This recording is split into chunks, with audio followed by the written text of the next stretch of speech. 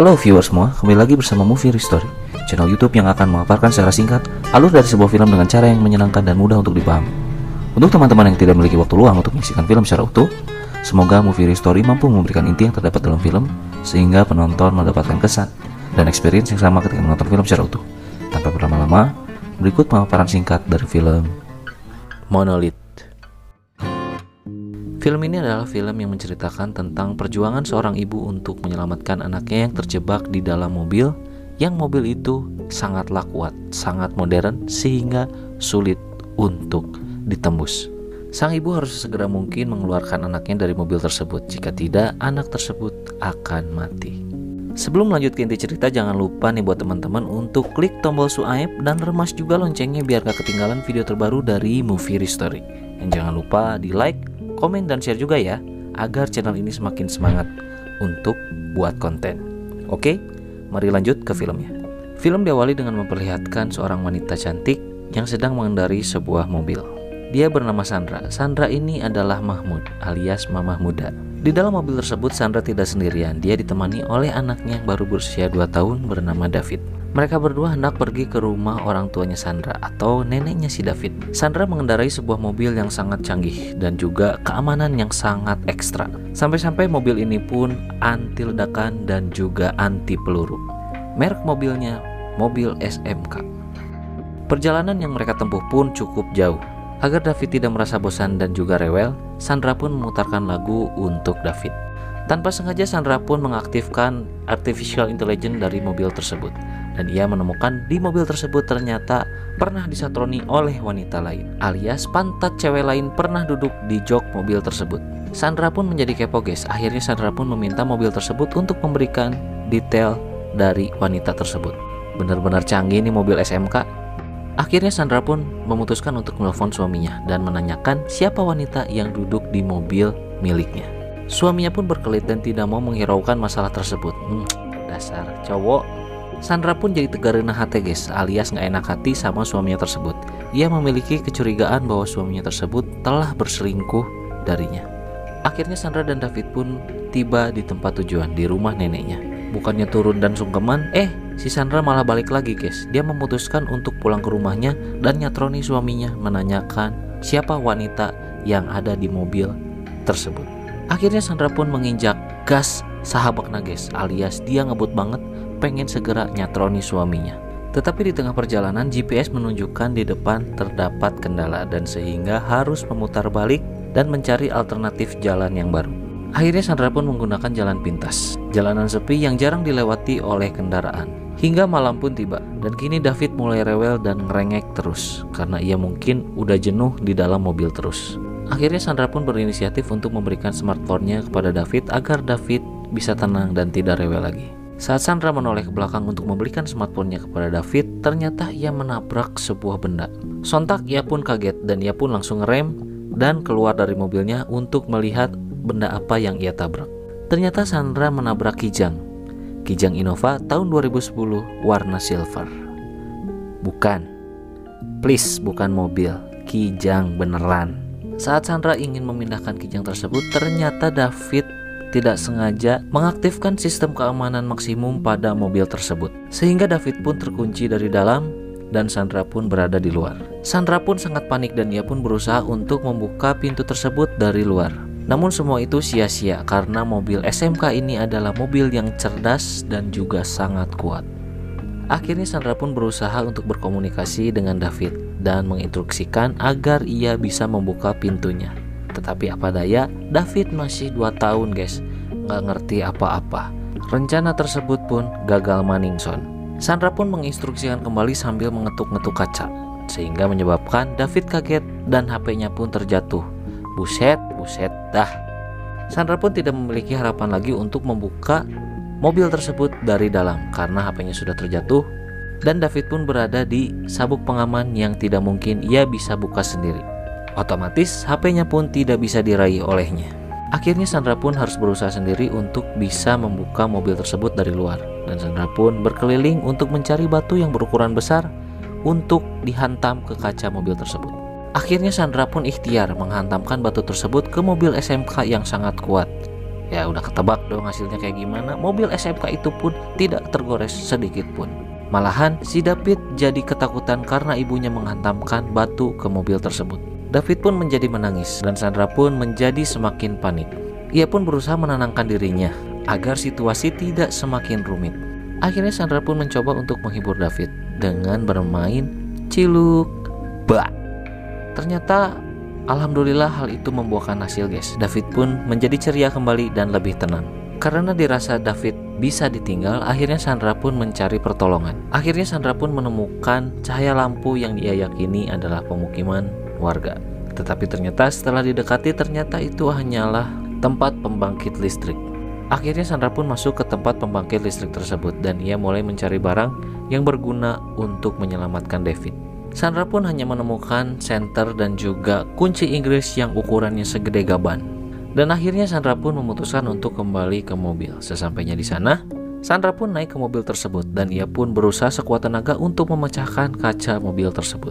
Tetapi usahanya sama seperti usaha-usaha sebelumnya, yaitu gagal. Sandra pun sudah sangat lelah guys menghantam mobil tersebut menggunakan kunci Inggris yang segede gaban. Akhirnya ia memutuskan untuk menidurkan David. Setelah David tertidur, ia pun naik ke mobil tersebut dan ia merenungi perbuatan-perbuatan buruknya.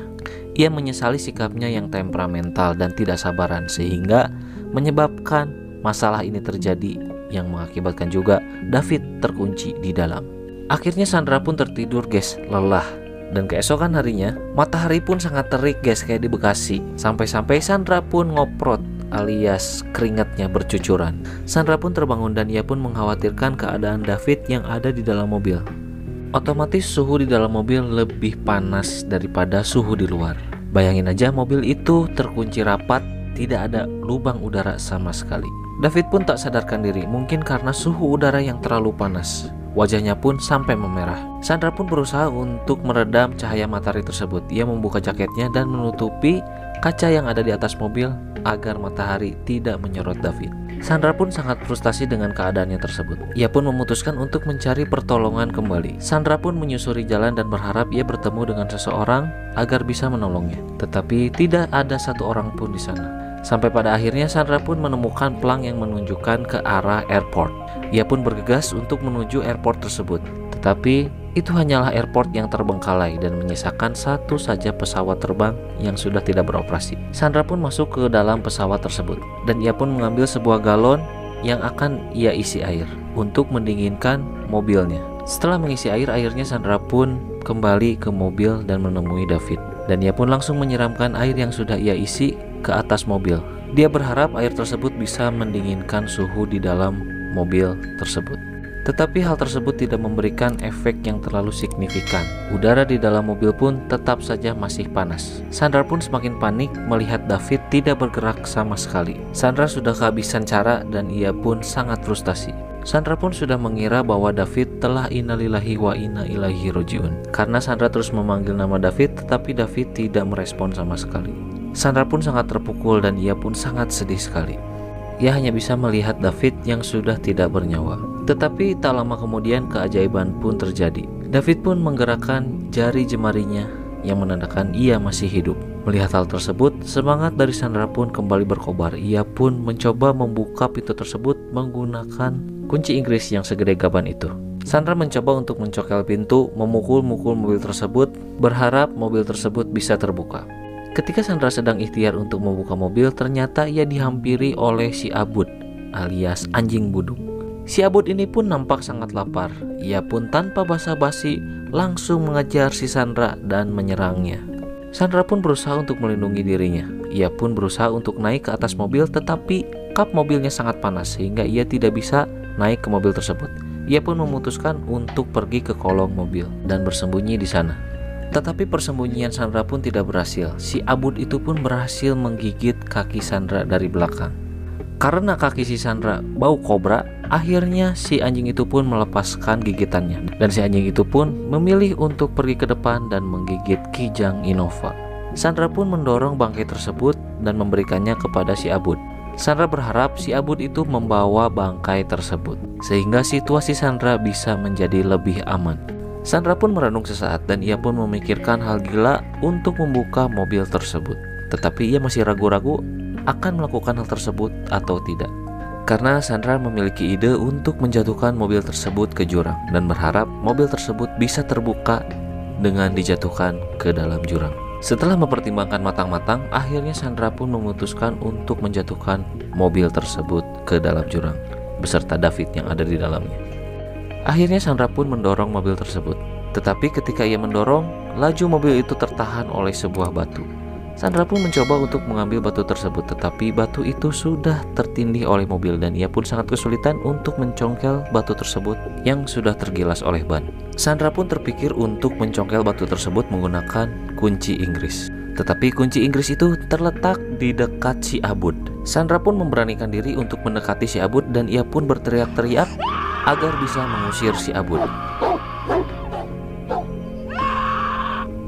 Akhirnya si Abud pun pergi guys, karena ia ketakutan dengan teriakan dari si Sandra. Singkat cerita, akhirnya Sandra pun berhasil melepaskan batu yang mengganjal bannya, dan akhirnya ia pun langsung mendorong mobil tersebut ke dalam jurang. Sandra berharap kaca mobil tersebut bisa pecah atau setidaknya ada bagian-bagian yang bisa membuka mobil tersebut. Akhirnya mobil SMK itu pun terjun bebas guys. Nih gue ceritain nih kehebatan mobil SMK. Ketika mobil ini jatuh dari ketinggian, mobil ini pun menyeimbangkan dirinya agar bisa terjatuh dengan aman. Karena mobil ini memaksimalkan keamanan dan terpusat pada penyeimbangan mobil saat terjatuh, akhirnya keamanan pada pintu itu pun dilonggarkan guys, alias pintu itu pun terbuka. Akhirnya Sandra pun segera turun gunung guys, ia ingin melihat keadaan David. Dan ajaibnya lagi, mobil SMK ini pun tidak rusak sama sekali guys. Gila, ini gagal produksi. Kalau beneran mobil ini diproduksi massal, gua nyicil dah. Hebat bener nih mobil. Karena sistem keamanan sudah dinonaktifkan, akhirnya Sandra pun berhasil membuka pintu tersebut. Akhirnya Sandra pun bergegas untuk menyelamatkan David. Ia pun menggendongnya dan membuka seluruh pakaiannya agar David tidak kepanasan. David pun tak kunjung tersadar guys. Akhirnya Sandra pun memutuskan untuk membawa David ke puskesmas terdekat. Aneh bin ajaibnya, mobil ini pun merestart kembali dan bisa dioperasikan dengan baik. Sandra pun tancap gas ugal-ugalan menuju puskesmas. Sampai-sampai batu yang menghalangi mobil tersebut pun dihantam guys sama Sandra. Bener-bener dah ini mobil gagal diproduksi, sayang banget. Padahal mobil ini kuat banget dan sangat canggih. Singkat cerita, Sandra pun berada di puskesmas. Ia pun berhasil menyelamatkan nyawa David. Begitu juga Sandra, ia pun berhasil mendapatkan perawatan dari pihak puskesmas. Mobil tercanggih dan terkuat di dunia pun tidak bisa menjadi jaminan akan menyelamatkan penumpangnya jika tidak dipergunakan secara bijak. Dan upaya Sandra pun sebagai sosok ibu untuk menyelamatkan David patut diacungi jempol guys. Ia tidak pantang menyerah hingga berhasil menyelamatkan anaknya. Gimana nih teman-teman viewer semua? Seru kan ceritanya? Selain film ini, Tim Movie History juga punya review film menarik lain nih yang dijamin seru banget. Linknya ada di kanan atas layar ya. Silahkan diklik untuk lanjut menonton. Terima kasih sudah menonton tayangan kami sampai akhir. Semoga Anda semua terhibur dan Tim Movie History doakan senantiasa teman-teman sehat selalu, melimpah rezekinya dan segera tercapai apa yang menjadi pengharapan di dalam doa teman-teman semua. Sekali lagi terima kasih banyak sudah mengikuti alur cerita yang kami paparkan dari film Monolith. Sampai jumpa di video selanjutnya. Wassalamualaikum warahmatullahi wabarakatuh.